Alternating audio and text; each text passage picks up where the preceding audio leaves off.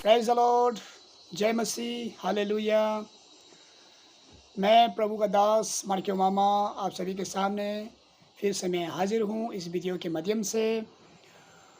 तो पिछला वीडियो में मैंने माफ़ी के बारे में, फॉरगिवनेस के बारे में मैंने बताया था। तो आज मैं फिर से माफ़ी के बारे में मैं फिर से लेकर आया हूँ और आप सभी को इस वीडियो के द्वारा मैं फिर से जुड़ना चाहूँगा। तो पवित्र शास्त्र में माफ़ी के बारे में हमें क्या बताया है, आइए हम जानते हैं। तो सबसे पहला वचन हम पढ़ेंगे मैथ्यू चैप्टर 18 वर्स 21 और 22। मैथ्यू चैप्टर 18 वर्स 21 और 22 यहाँ पर ऐसा लिखा है।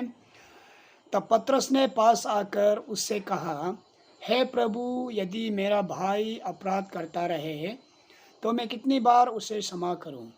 क्या 7 बार तक? यीशु ने उनसे कहा, मैं तुझसे ये नहीं कहता कि 7 बार तक, वरन 7 बार के 70 गुने तक।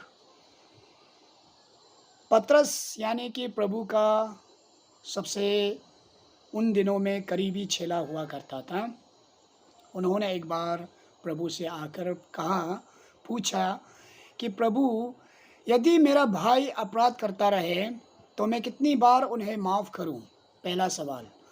और दूसरा सवाल फिर से पूछा कि 7 बार तक, 7 यानी 7। तो प्रभु ने यह सुनकर कहा, मैं तुझसे नहीं कहता कि 7 बार तक सिर्फ नहीं, बल्कि 7 का 70 गुना तक, means 7 into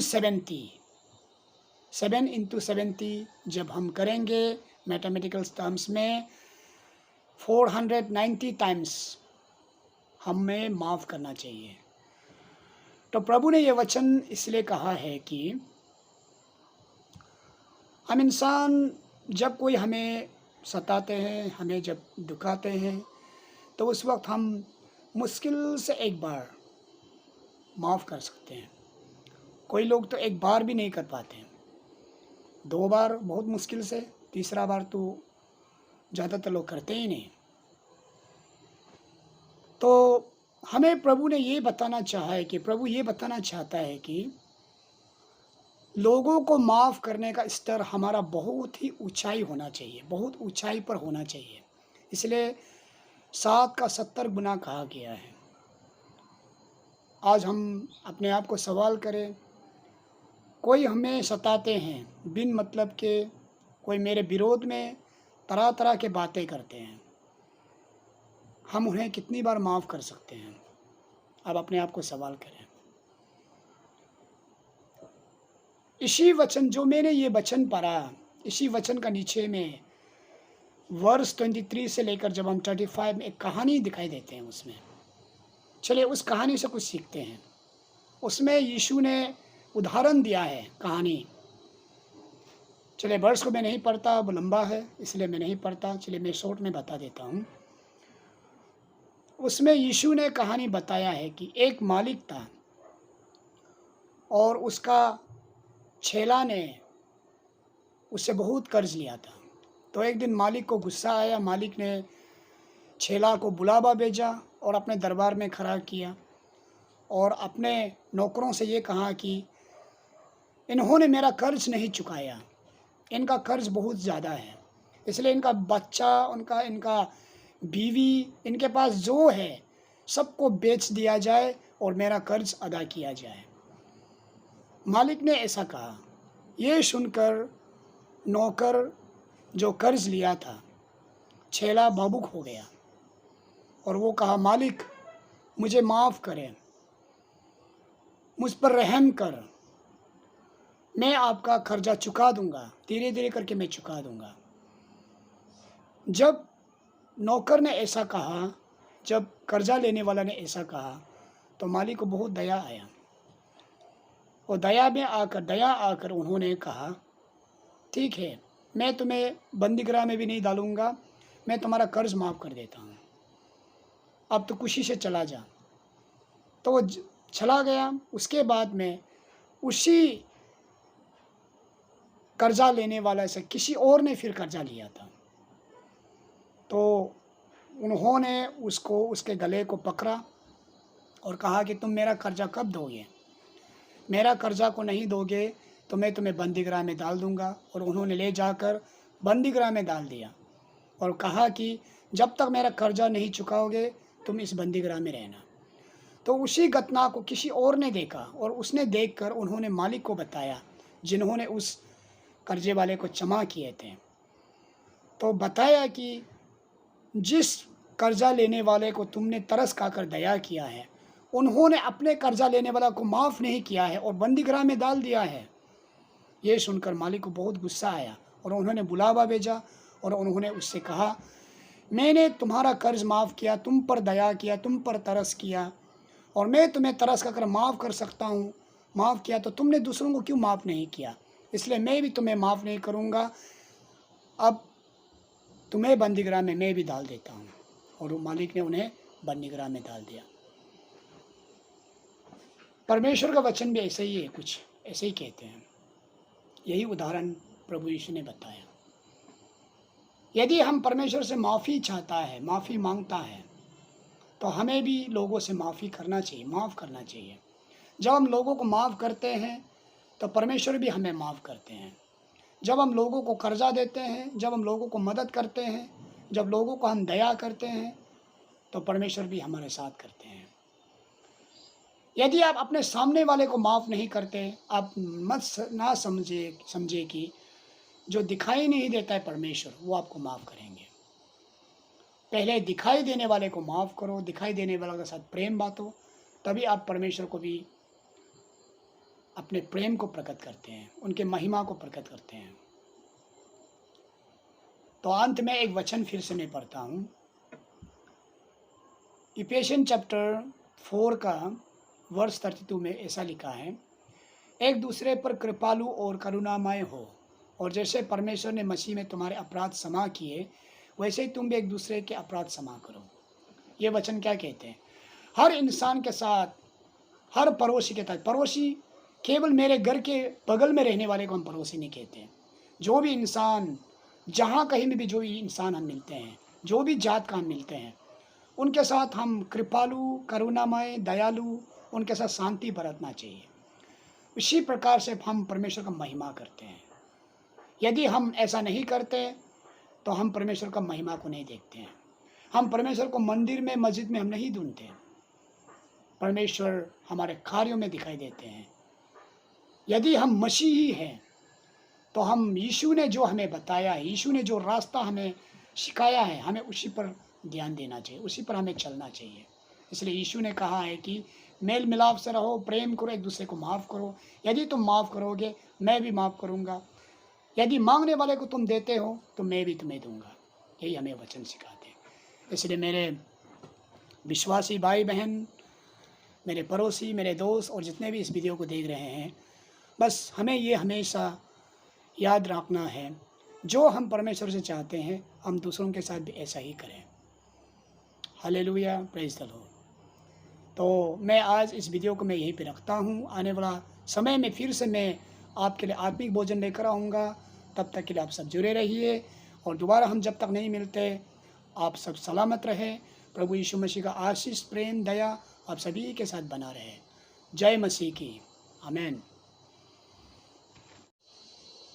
praise the Lord. जय मसीह। हालेलुया। मैं प्रभु का दास मार्कियो मामा आप सभी के सामने फिर से मैं हाजिर हूँ इस वीडियो के माध्यम से। तो पिछला वीडियो में मैंने माफ़ी के बारे में, फॉरगिवनेस के बारे में मैंने बताया था। तो आज मैं फिर से माफ़ी के बारे में मैं फिर से लेकर आया हूँ और आप सभी को इस वीडियो के द्वारा मैं फिर से जुड़ना चाहूँगा। तो पवित्र शास्त्र में माफ़ी के बारे में हमें क्या बताया है, आइए हम जानते हैं। तो सबसे पहला वचन हम पढ़ेंगे मैथ्यू चैप्टर 18 वर्स 21 और 22। मैथ्यू चैप्टर 18 वर्स 21 और 22, यहाँ पर ऐसा लिखा है, तब पतरस ने पास आकर उससे कहा, हे प्रभु, यदि मेरा भाई अपराध करता रहे तो मैं कितनी बार उसे क्षमा करूं? क्या 7 बार तक? यीशु ने उनसे कहा, मैं तुझसे ये नहीं कहता कि 7 बार तक, वरन 7 बार के 70 गुने तक। पतरस यानी कि प्रभु का सबसे उन दिनों में करीबी चेला हुआ करता था। उन्होंने एक बार प्रभु से आकर पूछा कि प्रभु, यदि मेरा भाई अपराध करता रहे तो मैं कितनी बार उन्हें माफ़ करूं? पहला सवाल। और दूसरा सवाल फिर से पूछा कि 7 बार तक, 7 यानी 7।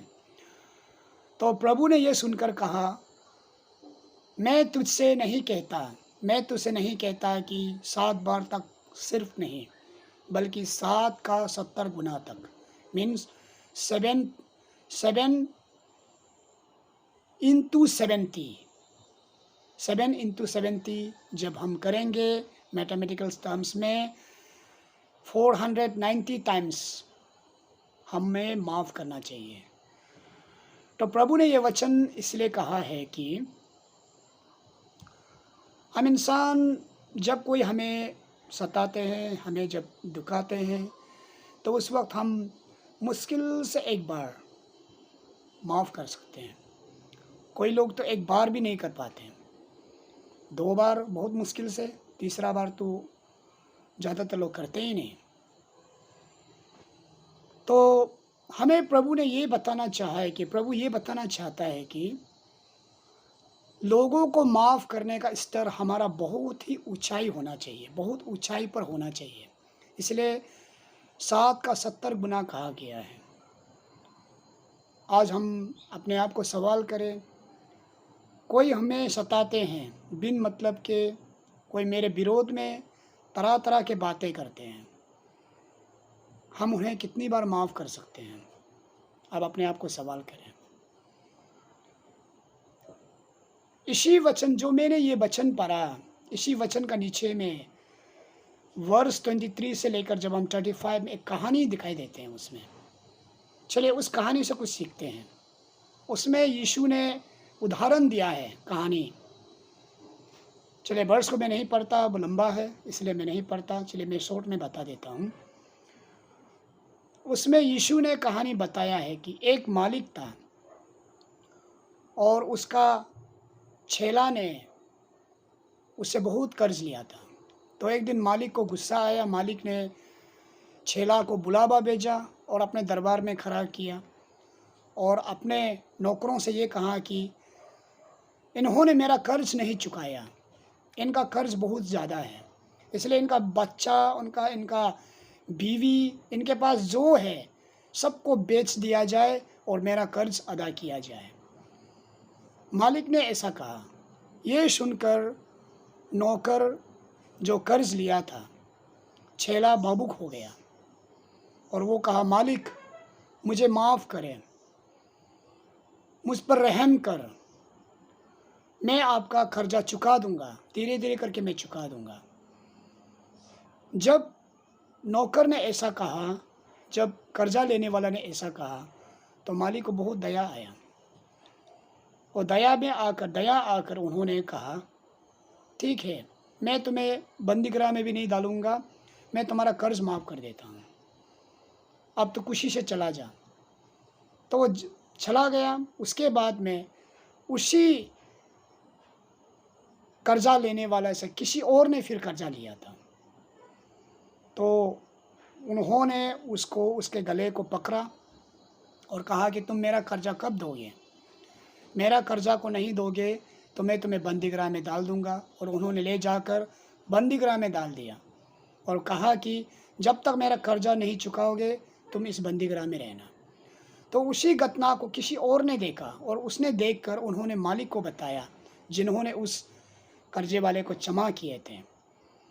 तो बताया कि जिस कर्जा लेने वाले को तुमने तरस खाकर दया किया है, उन्होंने अपने कर्जा लेने वाला को माफ़ नहीं किया है और बंदीगृह में डाल दिया है। ये सुनकर मालिक को बहुत गुस्सा आया और उन्होंने बुलावा भेजा और उन्होंने उससे कहा, मैंने तुम्हारा कर्ज माफ़ किया, तुम पर दया किया, तुम पर तरस किया और मैं तुम्हें तरस खाकर माफ़ कर सकता हूँ, माफ़ किया, तो तुमने दूसरों को क्यों माफ़ नहीं किया? इसलिए मैं भी तुम्हें माफ़ नहीं करूँगा, अब तुम्हें बंदीगृह में मैं भी डाल देता हूँ। और वो मालिक ने उन्हें बंदीगृह में डाल दिया। परमेश्वर का वचन भी ऐसे ही है, कुछ ऐसे ही कहते हैं। यही उदाहरण प्रभु यीशु ने बताया। यदि हम परमेश्वर से माफ़ी चाहता है, माफ़ी मांगता है, तो हमें भी लोगों से माफ़ी करना चाहिए, माफ़ करना चाहिए। जब हम लोगों को माफ़ करते हैं तो परमेश्वर भी हमें माफ़ करते हैं। जब हम लोगों को कर्जा देते हैं, जब हम लोगों को मदद करते हैं, जब लोगों को हम दया करते हैं, तो परमेश्वर भी हमारे साथ करते हैं। यदि आप अपने सामने वाले को माफ़ नहीं करते, आप ना समझे कि जो दिखाई नहीं देता है परमेश्वर, वो आपको माफ़ करेंगे। पहले दिखाई देने वाले को माफ़ करो, दिखाई देने वाले के साथ प्रेम बांटो, तभी आप परमेश्वर को भी अपने प्रेम को प्रकट करते हैं, उनके महिमा को प्रकट करते हैं। तो अंत में एक वचन फिर से मैं पढ़ता हूँ। इफिसियन चैप्टर 4 का वर्ष 32 में ऐसा लिखा है, एक दूसरे पर कृपालु और करुणामय हो, और जैसे परमेश्वर ने मसीह में तुम्हारे अपराध क्षमा किए, वैसे ही तुम भी एक दूसरे के अपराध क्षमा करो। ये वचन क्या कहते हैं? हर इंसान के साथ, हर पड़ोसी के साथ, पड़ोसी केवल मेरे घर के बगल में रहने वाले को हम पड़ोसी नहीं कहते हैं। जो भी इंसान, जहाँ कहीं में भी जो भी इंसान हम मिलते हैं, जो भी जात का हम मिलते हैं, उनके साथ हम कृपालु, करुणामय, दयालु, उनके साथ शांति बरतना चाहिए। उसी प्रकार से हम परमेश्वर का महिमा करते हैं। यदि हम ऐसा नहीं करते तो हम परमेश्वर का महिमा को नहीं देखते हैं। हम परमेश्वर को मंदिर में, मस्जिद में हम नहीं ढूंढते। परमेश्वर हमारे कार्यों में दिखाई देते हैं। यदि हम मसीही हैं तो हम यीशु ने जो हमें बताया है, यीशु ने जो रास्ता हमें सिखाया है, हमें उसी पर ध्यान देना चाहिए, उसी पर हमें चलना चाहिए। इसलिए यीशु ने कहा है कि मेल मिलाप से रहो, प्रेम करो, एक दूसरे को माफ़ करो। यदि तुम माफ़ करोगे, मैं भी माफ़ करूँगा। यदि मांगने वाले को तुम देते हो तो मैं भी तुम्हें दूंगा। यही हमें वचन सिखाते हैं। इसलिए मेरे विश्वासी भाई बहन, मेरे पड़ोसी, मेरे दोस्त और जितने भी इस वीडियो को देख रहे हैं, बस हमें ये हमेशा याद रखना है, जो हम परमेश्वर से चाहते हैं हम दूसरों के साथ भी ऐसा ही करें। Hallelujah, praise the Lord. तो मैं आज इस वीडियो को मैं यहीं पे रखता हूँ। आने वाला समय में फिर से मैं आपके लिए आत्मिक भोजन लेकर आऊँगा। तब तक के लिए आप सब जुड़े रहिए, और दोबारा हम जब तक नहीं मिलते, आप सब सलामत रहे। प्रभु यीशु मसीह का आशीष, प्रेम, दया आप सभी के साथ बना रहे। जय मसीह की। आमीन।